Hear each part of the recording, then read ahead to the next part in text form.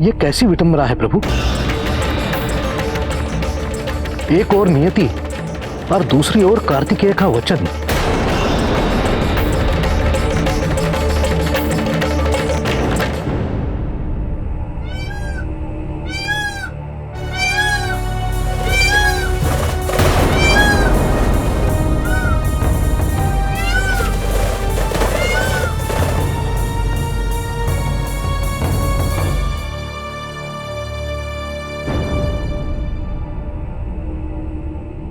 मैं जानता हूं गणेश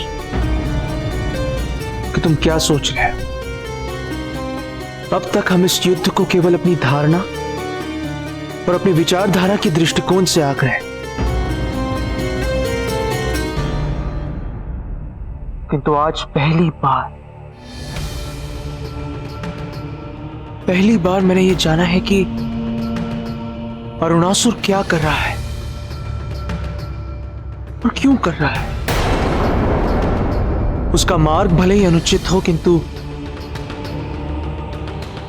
वो बुरा व्यक्ति नहीं है। वो हमारी ही भांति संवेदनशील है, भावुक है। जैसे हम अपनी मां से इतना प्रेम करते हैं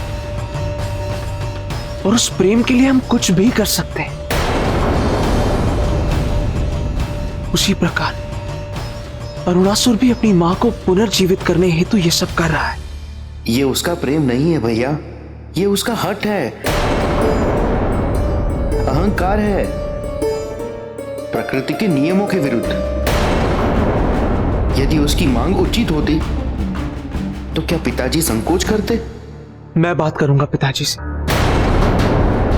मैं समझाऊंगा। भैया मेरी बात। नहीं गणेश,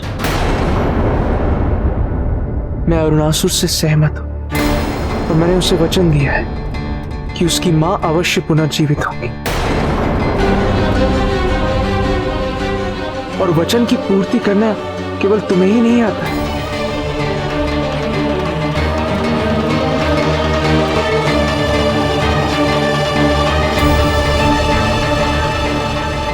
अवश्य आप वचन की पूर्ति हेतु हर संभव प्रयास करेंगे, किंतु उसका परिणाम क्या होगा, चिंता तो इस बात की है। और उससे भी बड़ी समस्या यह है कि आपने वचन दिया है, तो परिणाम चाहे जो भी हो, आपको इस वचन की पूर्ति करनी होगी।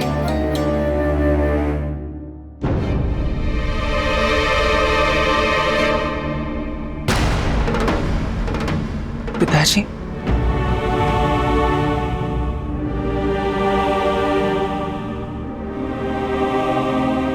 मैं जानता हूं कि आप मेरे द्वारा दिए गए वचन से अवगत हैं, किंतु मेरे इस वचन का उद्देश्य आपका अनादर करना कदापि नहीं था। मैं तो केवल उसकी पीड़ा दूर करना चाहता हूं। मुझे पूर्ण विश्वास है पिताजी कि आप अपने पुत्र द्वारा दिए गए वचन की पूर्ति हेतु अरुणासुर की मां को अवश्य पुनर्जीवित करेंगे। नहीं कार्तिकेय,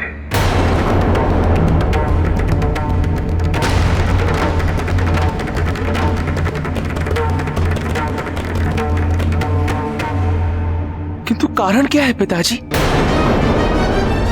वो तो केवल अपनी मां को वापस मांग रहा है,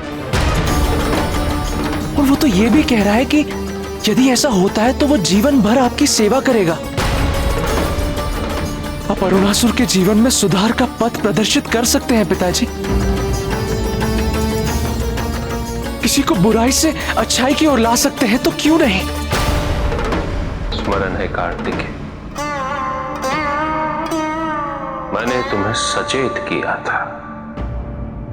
युद्ध क्षेत्र में तुम केवल एक योद्धा हो पुत्र, देवताओं के सेनापति, ना ही किसी के पुत्र, न भाई और ना ही किसी के पति।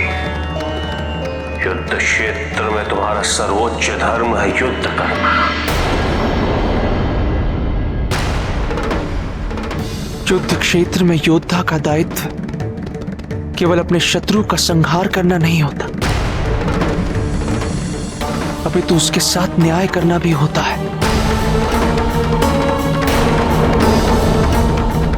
तुम जिसे न्याय कह रहे हो कार्तिक, वो सृष्टि के विरुद्ध है, सृष्टि के नियमों के विरुद्ध है। क्या एक बार के लिए नियम को परिवर्तित नहीं किया जा सकता? क्या इस नियम का उल्लंघन पहले कभी नहीं हुआ?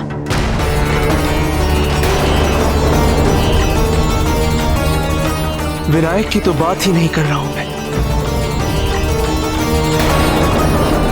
किंतु क्या सूर्य देव को आपने पुनर्जीवित नहीं किया था?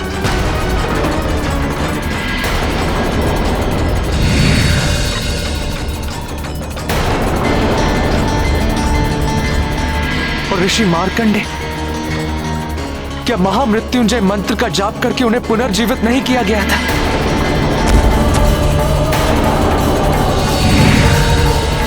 और यदि उन्हें जीवित किया जा सकता है तो अरुणासुर की मां को क्यों नहीं पिताजी?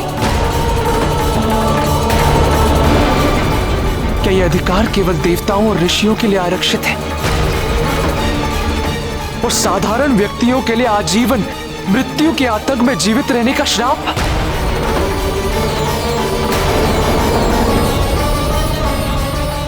क्या यही है महादेव का न्याय? क्या यही है महादेव की निष्पक्षता?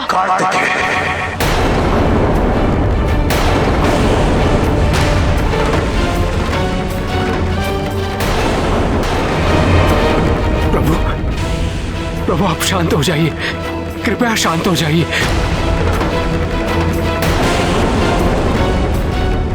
कुमार, आप मेरे साथ आइए, चलिए।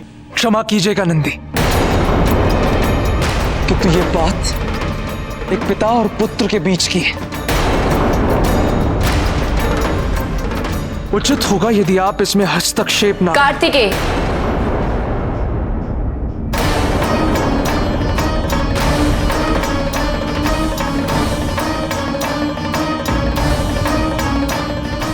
मर्यादा का स्मरण रहे, उसका उल्लंघन करके तुम हमें लज्जित कर रहे हो। तुम्हें अपने पिता और नंदी से इस प्रकार बात करने का कोई अधिकार नहीं।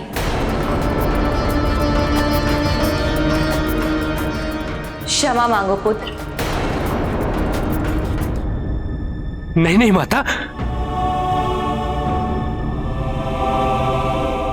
कुमार ने जो भी कहा है उससे मुझे दुख नहीं पहुंचा है। जाओ यहां से। किंतु मां, आप। हमने कहा यहां से जाओ। सुना नहीं तुमने? ये हमारा आदेश है, आग्रह नहीं।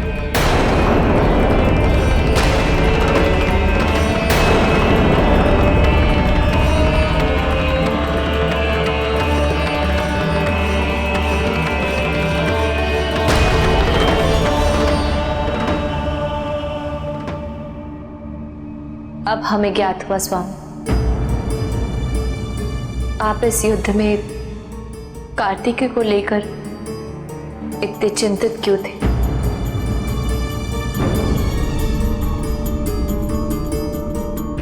हम उसे समझाएंगे स्वामी।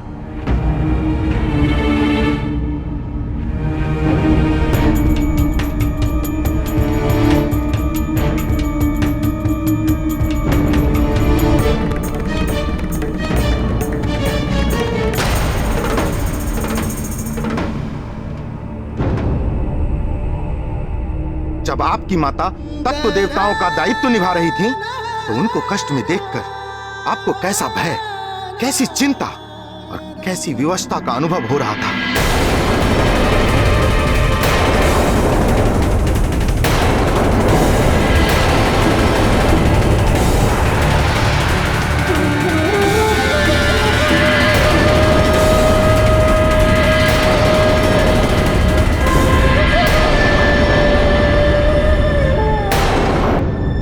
कार्तिकेय अभी जो कुछ भी सोच रहा है, उसे एक दिन अवश्य ये ज्ञात होगा कि उसके माता पिता केवल उसके ही नहीं, अभी तो समस्त संसार के हित में यह निर्णय ले रहे हैं और उस दिन उसे अवश्य अपनी भूल का बोध होगा। नंदी, कार्तिकेय के कथन से, उसके व्यवहार से तुम्हें जो भी पीड़ा पहुंची है उसके लिए उसे क्षमा कर देना। नहीं नहीं प्रभु, मुझे कोई पीड़ा नहीं पहुंची है, बल्कि मैं तो ये कुमार की पीड़ा के बारे में सोच रहा था प्रभु। प्रभु, उन्हें सदैव ये लगा है कि उनकी बातों को कोई महत्व नहीं दिया जाता है, उनकी उपेक्षा की जाती है। कहीं उन्हें इसका दुख न हो कि उनके द्वारा दिए गए वचन का किसी को मान नहीं है। कार्तिकेय को यह समझना होगा कि कई ऐसी बातें हैं जिनका उसके वचन से अधिक महत्व है।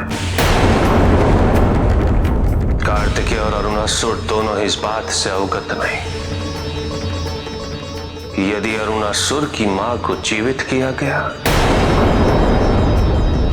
तो उसके क्या क्या परिणाम भुगतने होंगे।